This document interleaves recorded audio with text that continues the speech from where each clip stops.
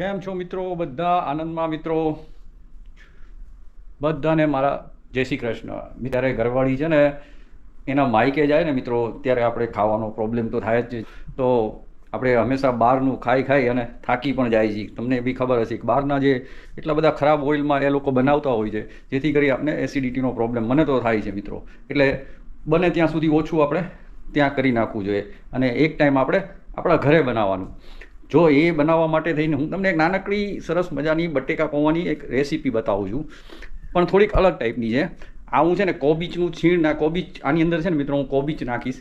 કોબીચની સાથે હું બનાવીશ. અને બટેકા મેં બોઇલ નથી કર્યા, એટલે બટેકાની જો સ્કીપ કરી નાખ્યા છે મેં, પણ તમારે નાખવા હોય તો તમે નાખી શકો. એકદમ થોડા જ ટાઈમની અંદર તમે આ બનાવી શકશો મિત્રો.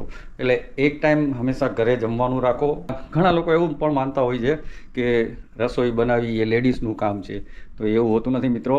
રસોઈ બનાવી એક કળા છે.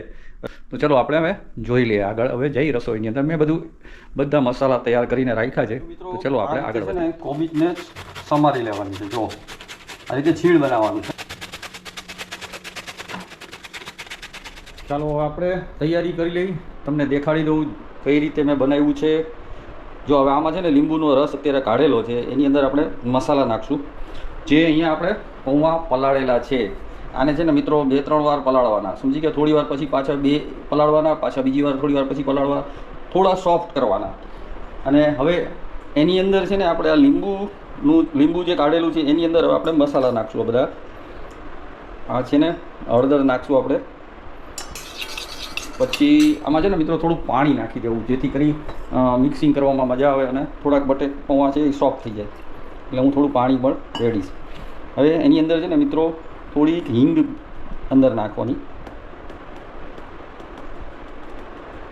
થોડી હિંગ ખાસ નાખવાની છે.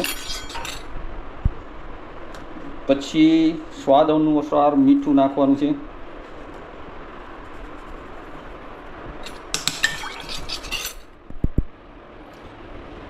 મીઠું છે ને મિત્રો તમારે જોઈને નાખવાનું છે. હવે એની અંદર થોડું જીરું. અને હા, જો મિત્રો તમારે થોડાક સ્વીટ કરવા હોય તો આપણે આ છે ને સાકર છે, હું ખાંડનો યુઝ ઓછો કરું છું, એટલે થોડી સાકર નાખી દેવાની. હવે આ બધું એકદમ મિક્સ કરી દેવાનું છે. એ પહેલાં આપણે જો તૈયારી કરી રાખી છે, આ છે ને તલ છે. અને હા મિત્રો, ખાસ આની અંદર જે ચેન્જીસ છે, આ જે કોબીનું છીણ છે એ આપણે એમાં નાખવાનું છે.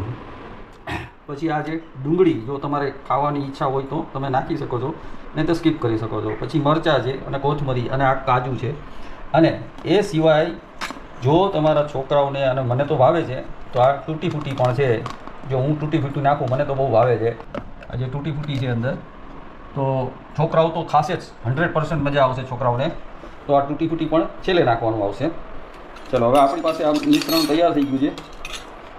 એની અંદર થોડું પાણી નાખી અને મિક્સ કરી નાખીએ પાછું, જેથી કરી આપણે હળદર થોડી નાખી દઈએ.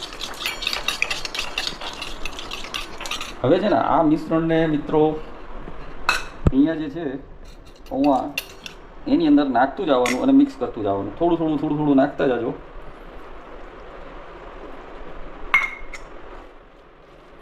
આપણે અંદર જ નાખી દેવાનું છે અને આ રીતે એને મિક્સ કરી નાખવાનું છે, જેથી એનો સ્વાદ બધામાં મિક્સ થઈ જાય.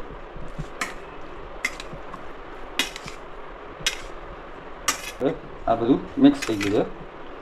સરસ મિક્સ કરી નાખવાનું છે. હવે આપણે જાશું પેનને થોડી ગરમ કરશું. મિત્રો તેલ સેજ ગરમ થઈ જાય એટલે એની અંદર આપણે નાખશું જીરું. સ્પીડમાં ન રાખી, થોડો ધીમો તાપ રાખો. હવે એની અંદર આપણે આ થોડાક તલ નાખવાના છે, આ ખાસ નાખવાના છે.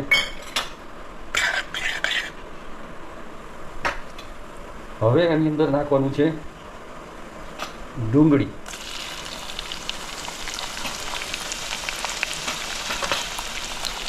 જો ડુંગળી તમે ના ખાતા હોય તો સ્કીપ કરી નાખવાનું છે. અને આપણે બટેકા પૌવા છે, પણ બટેકા આપણે નથી વાપરતા. તમે બટેકા નાખવા હોય તો નાખી શકો છો.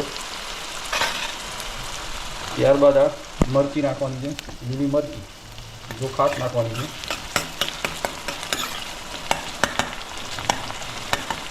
થોડું હલકું બ્રાઉન કરી નાખીએ આપણે.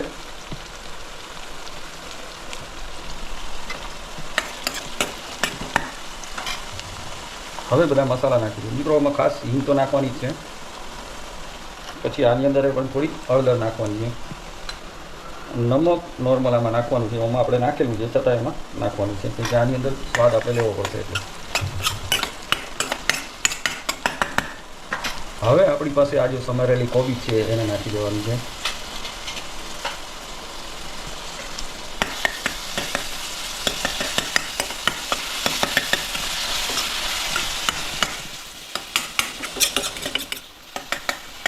થોડું ચડી જાય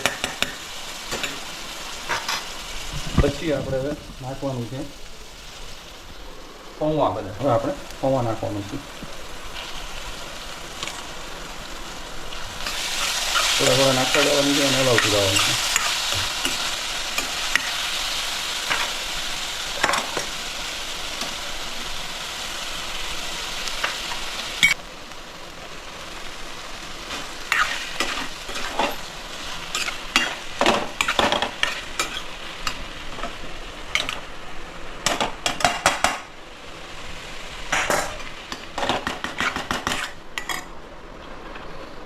હવે મિત્રો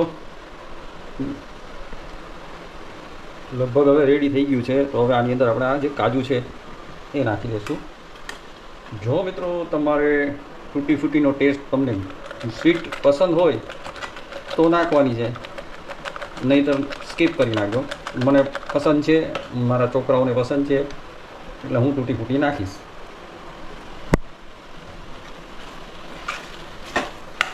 હવે ગેસને આપણે બંધ કરી દઈશું અને હવે થોડીક ધાણાભાજી નાખી દઈએ. સર્વ કરી નાખ્યું છે.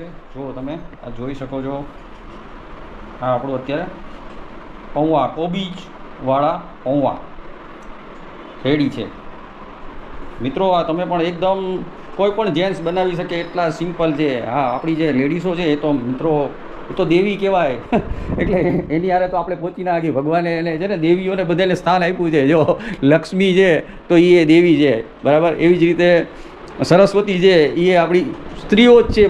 બધી સ્ત્રીઓ જ છે, પણ છતાંય આપણે થોડું શીખવું જોઈએ. જેમ કાળકા છે એ આપણા જ્યારે પરિવાર ઉપર શું કહેવાય સંકટ આવે તો એ સ્ત્રી જ હોય છે. એવી જ રીતે આ જે રસોઈમાં પણ અન્નપૂર્ણા એટલે એ દેવી જ છે, જે આપણે પ્રેમથી ખવડાવે અને જે પ્રેમથી ખાઈએ છીએ આપણે, એ આપણી ખરેખર એ દેવી જ કહેવાય આપણા માટે. એટલે એને તો આપણે પહોંચી જ નહીં, એ છતાંય આપણી રીતે થોડુંક આપણે પ્રયાસ કરીએ અને આ રીતે બનાવવું જોઈએ.